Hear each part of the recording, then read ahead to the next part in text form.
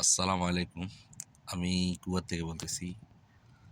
এই যারা কুয়াতে আসবেন হাউস ড্রাইভারের, তারা একটা জিনিস আপনাদের সাথে শেয়ার করব।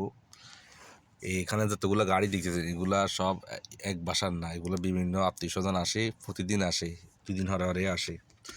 তো আমিও এরকম আসছি। আমার ম্যাডাম আসছিল, ম্যাডাম এখানে আত্মীয় হয়, আসছে এখানে ঘন্টা 2 ঘন্টা থাকে, 3 ঘন্টা থাকে, আমি গাড়িতে বসে থাকি, তো চলে যাব। তো যারা বাংলাদেশ থেকে কুয়াতে আসবেন, কুয়াতে আসার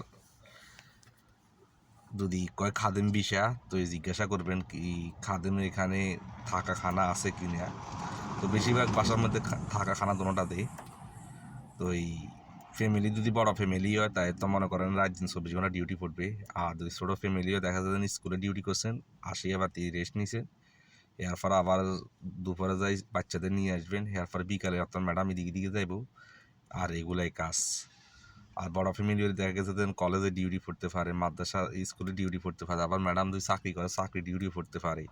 আবার বাচ্চা টাচ্চা বেশি থাকলে এদের গাড়ি থাকলে এগুলো ক্লিন করতে হয়, মানে একদম জগা খেচড়ি। তো এই যারা বাসাতে যাবেন যে কোনো, যদি কুয়াতে বলেন সৌদি বলেন সব একই ক্যাটাগরি। তা আপনারা একটা জিনিস লক্ষ্য করবেন যে বাসা কীরকম, বেতন কীরকম, মাসে একদিন ছুটি আছে কি না।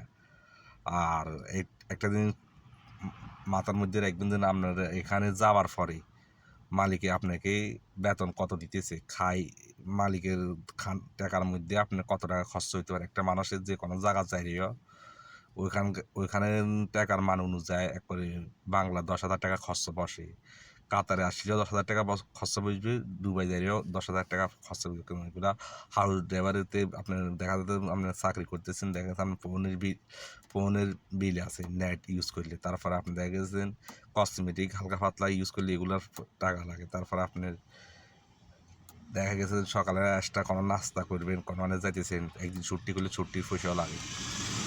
তো এই কুয়াতে বর্তমানে হাউস ড্রাইভারের বেতন চলে 110 টাকা, 100 টাকা। তো 100 টাকা চললে 100 টাকা থেকে আপনার দেখা যায় 20 টাকা খরচ হয়ে যেত। 80 টাকা, 80 টাকা বাংলা মনে করেন 25,000, 26,000 টাকা এরকম হয়।